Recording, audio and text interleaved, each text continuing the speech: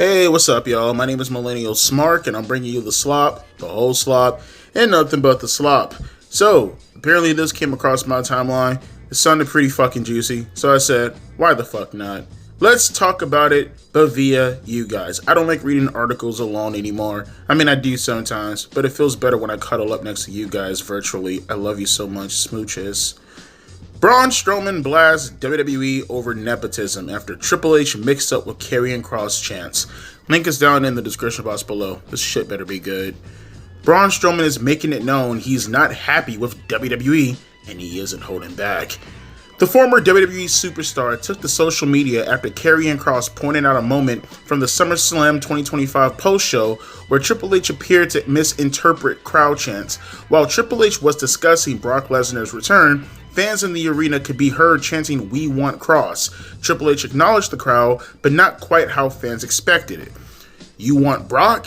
You got him," Triple H said on the live broadcast, seemingly ignoring that the crowd was calling for Kross instead of Lesnar. That's when Kross fired back on social media, making it clear he heard the crowd and what was really going on. "Unreal. They write the scripts, but the fans write the truth. Thank you, TikTok." The moment didn't sit well with Strowman either. The former Universal Champion, who was released by WWE earlier this year, reposted Kross's reaction and vented his frustration. And I quote from Braun Strowman, "You know they don't care about the fans. They care about nepotism ass kissers and their buddies." I wonder who he's referring to, right? Strowman, who was rehired in 2022 during Triple H's creative regime, hence hasn't minced words about how he feels now that he's on the outside. Despite being released, Strowman still has a project under the WWE banner. His upcoming show, everything on the menu, who gives a fuck? I don't care. I don't want to read this anymore. I'm bored. I'm skibidi bored. I don't give a fuck. So, I would like to repost the video, but unfortunately, it's going to most likely be through WWE's media, and there's a good shot that they're probably going to block it. I mean, the fact that I got half blocked during the pre-show, like when CM Punk was doing the whole Saudi show thing, and he was apologizing to the fan. You guys know that they blocked that video in some countries. Like, I didn't even show like the actual programming. Just the fact that it was related to WWE media was enough to get that video blocked in some countries. So I'm not going to take that risk again, unfortunately. But yeah, you can watch as a matter of fact, I'll probably leave you a link so you can see it, because someone did tag it in this Twitter post. I'll leave a link in there so you guys can hear the chants for yourself if you hadn't already seen the video. You can clear as day hear the crowd. They're clear as day saying, "We want Kross, we want Kross." I mean, I guess if you're not paying too much attention, it can sound like Brock, but then like you can clear as day, like in the end of the chant, hear a "s" noise. So clearly that's a fucking S. So obviously they're not chanting for Brock, they're clearly chanting, "We want Kross." Now, I can't speak for Triple H in regards to what he heard. I mean, I find it kind of weird that I heard the audio and I can clear as day hear them chanting Karrion Kross, and now he couldn't hear them right there. But you know, obviously can't speak for Triple H outside of the things that I noticed anecdotally, right?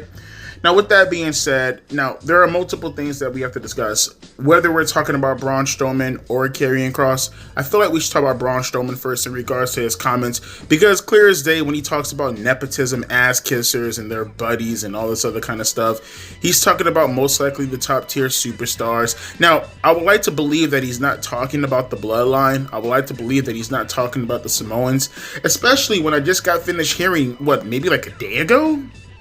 Or 2 days ago, I just heard the homie Jacob Fatu put him over, like put Braun over massively. He was naming like all these people that he's worked with, but he in particular singled out Braun Strowman and LA Knight for that matter. He in particular singled them out by saying, "These are the two guys that pretty much made me for the most part on the main roster." So I would like to think that he's not necessarily talking about the bloodline, because even when he says nepotism ass kissers, and you know, maybe that might have some sway in regards to talking about a Roman Reigns or a Jey Uso, I would like to think that he's not talking about Charlotte Flair, because again, I would presume, given who Charlotte Flair friends are and his friends, I would think that he's friends with a Charlotte Flair. Again, the nepotism comment, I don't know where he's going with this, because it's like if you're trying to call out people who are on the top of the card, I would like to think that they were already friends with you prior to all this, and to talk all this shit now seems a little bit backstabby.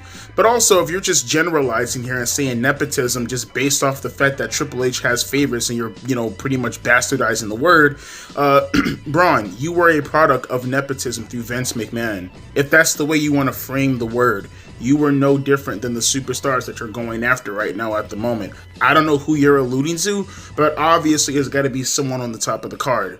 Here's the truth, though. Here's the truth, Braun. You were no different. 2017, you were shoved down everyone's throats. And mind you, I had a blast watching the Monster Among Men, or whatever you were calling your gimmick at the time, going around terrorizing Roman Reigns. I'm not finished with you! And all the shit that you were doing, the Big Show, and, them building you. I still think, personally, they missed the boat horribly with you after the match with Brock Lesnar. That was the moment to put the championship belt on you and truly establish you as being the top guy. And who knows where you'd be right now had they actually gone down that route. I agree with that sentiment, but to pretend as if what you're stating right now doesn't, at all come back to you, again, the double standard and the hypocrisy, it's very evident now. And again, there's nothing wrong with having the hypocrisy as long as you make it known. I have a hypocrisy. I have a double standard in regards to how I reflect off of certain things. But as long as you make it known, if you don't make it known, though, it's definitely a problem because you're hiding something. So, I would like more clarification on that. I doubt we get more clarification on that. But that whole standard in regards to ass kissers and their buddies and stuff like that, I mean, wasn't it you? I shit you not. Someone correct me in the comment section. I cannot remember verbatim, and I can't remember who I heard this from specifically. I cannot remember where I heard this, but it was like 5 years ago. I was listening to a podcast when I was going to work. This had to have been around, right around the time COVID started. And someone was saying something on the podcast about Braun Strowman crying to Vince McMahon. I shit you not. I swear I remember them saying that Braun Strowman, I'm not joking, they said that he was so depressed. I mean, actually fucking depressed around that 2019-2020 time frame in regards to how he was being booked compared to where he was in 2017 and how he would complain to Vince McMahon. I swear to God, I remember them saying that he even at one point in time talked about how, I don't want to speak verbatim because maybe I got that wrong, but I swear to God, I remember them saying something along the lines of Braun Strowman talking about how his life is worthless now that he's not being booked in a similar manner as to how he was being booked like 2 or 3 years prior to when I actually heard that. I shit you not. Buddy was legitimately sounding like he was, he was going to skibidi himself. I actually think they actually said he was talking about skibidi himself because of how he was booked during that time frame compared to how he was being booked in 2017, how he felt he wasn't good enough and all this other diatribe and whatnot. Look it up when you get the opportunity. Type in Braun Strowman skibidi. Well, don't say skibidi. I'm saying skibidi, but you know the real word. Starts with a sui and it ends with an idol. Look that up. Dead ass serious. So to hear him say things like this again, even further, I find it fucking hilarious. As a matter of fact, let me find that video when I get the opportunity. I'm gonna post it. If you don't see it in the description box, I'll leave a disclaimer to make it known, like, okay, maybe I misremembered it. But you're gonna look down in the description box. You might see it or you might not see it. You'll understand. But then we go a little bit further past this, right? We go a little bit past what Braun Strowman is saying, but more so what he's alluding to when talking about Karrion Kross, right? Because this missed my whole damn thing, right? I did not know this was going on at all. Now, it is weird. I just noticed that he reverted his name to Kevin Robert Kaiser, or Kaiser. I guess that's how you pronounce it. I'm assuming that's his real name. And he reverted his @ to Real Killer Kross. So, tells you right then and there, like, it kind of sounds like he has one foot out the door right now. Maybe I could be looking too deep into that. But to hear Karrion Kross say what he, unreal, they write the scripts, but the fans write the truth. Thank you, TikTok. No, bro, Karrion, you suck. Like, I don't know.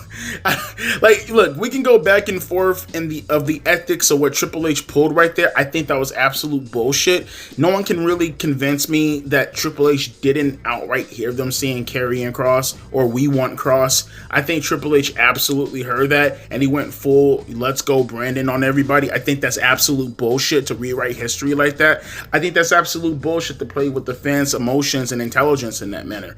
But let's get one thing straight, okay? Even though he was in the wrong in regards to what he did at that moment, which he was, Karrion, look, you could probably beat the dog shit out of most people who talk shit about you. You could beat the dog shit out of me. I'm not gonna sit here and pretend I'm some tough guy or whatever the case may be.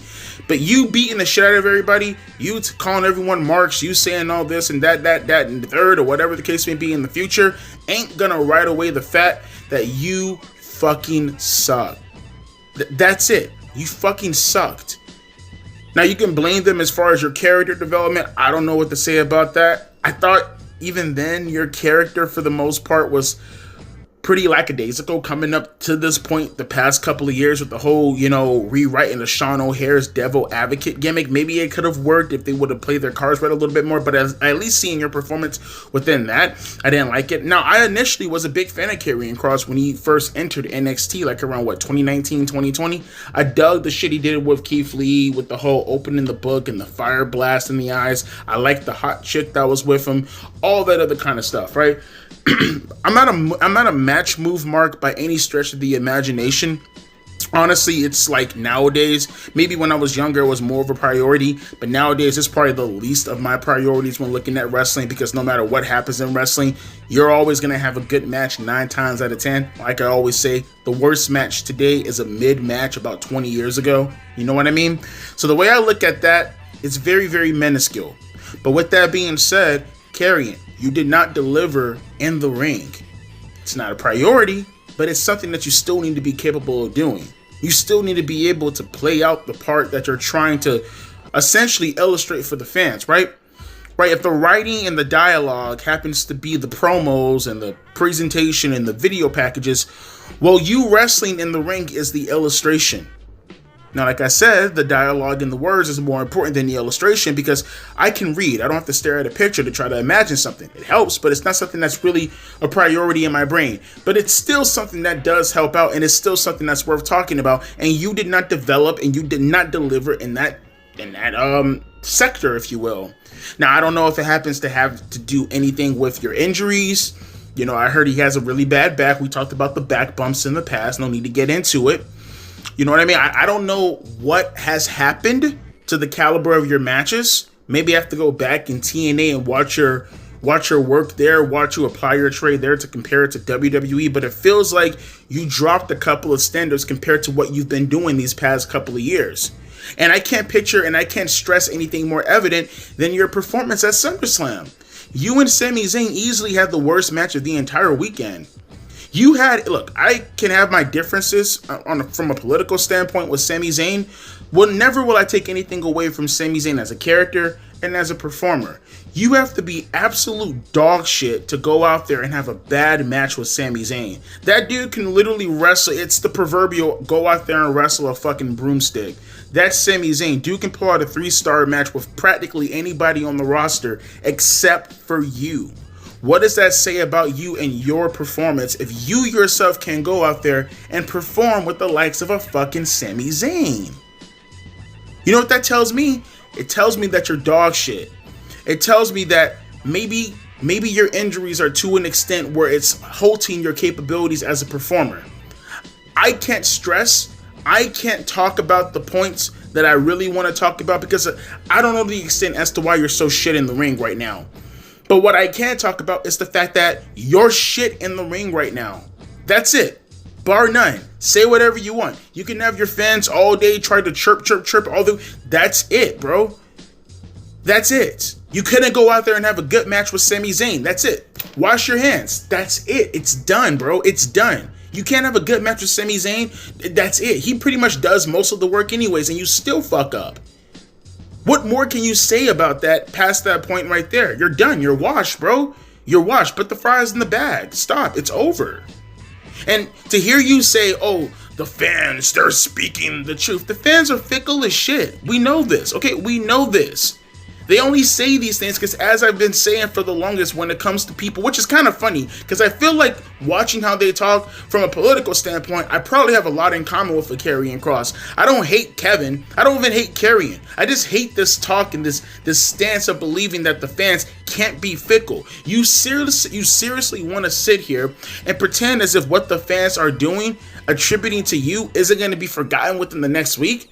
You want to actually pretend when you actually get that initial push, when you actually succeed in that push, that the fans aren't going to flip on you in a second? Dude, you wrestle like Baron Corbin circa 2019 during his feud with Big Dog Roman Reigns. You don't think they're not going to flip on you in a second?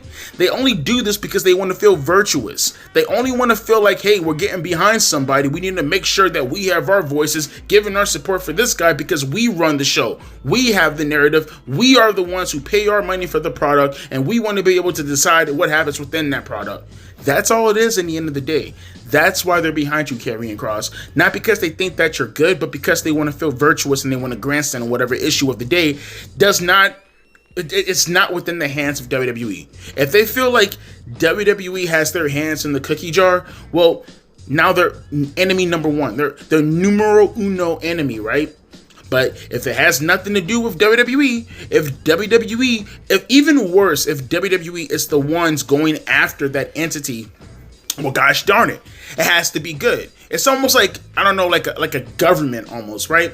Whatever the government gets their hands into, you know it's going to be dog shit. But whatever the government is, advocating against, then, well, shit, we might have to get behind it, because if the government hates it, that automatically means it's good.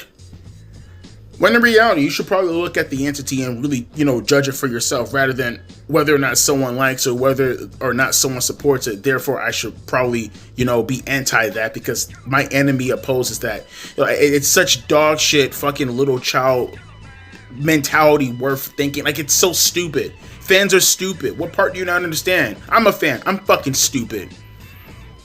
But I'm telling you, all fans, for the most part, who do dog shit like this, they're not doing it on behalf of you. They're doing it on behalf of themselves. They're trying to get themselves over. They want to be the ones in the room with the spotlight shining directly on them. They want to be able to say, I participated in making sure this guy got over. It's the Daniel Bryan effect all over again. They feel like they did it with Daniel Bryan, therefore they can do it with you. They want to run the show.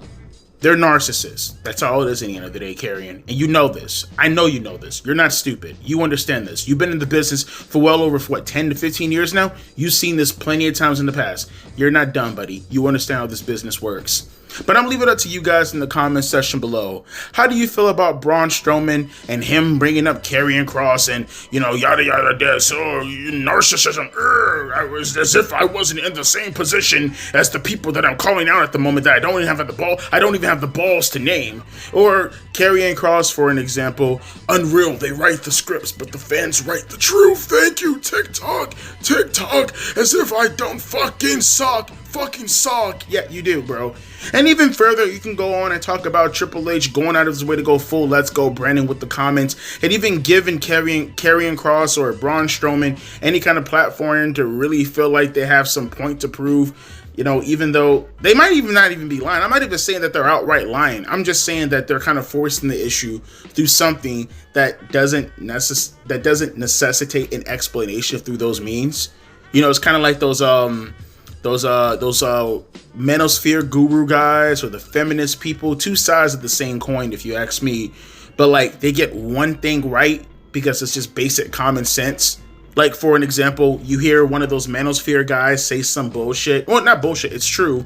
Like, men are being taken advantage by the system because how they treat men and women unfairly in the court system. That's true. And then they say some wild, crazy bullshit that eventually leads down the road of we should have a harem in America, like fucking Fresh and Fit we're staying. Like, yeah, they say one good thing and then they go well beyond their means and start saying other stupid bullshit. And because they said that one good thing and you gave them their trust, therefore they're right about everything. No, it doesn't work that way. No. Triple H did something wrong. It was horrible. It was dumb. It was basic trying to change the narrative in real time. We know that's wrong. And then these two morons come and they try to justify other stances to complement that wrong thing. It's fucking stupid. But like I said, let me know your thoughts down in the comment section below. As always, my name is Devontae, and I'll be catching you guys later. A deuces and a pea ice.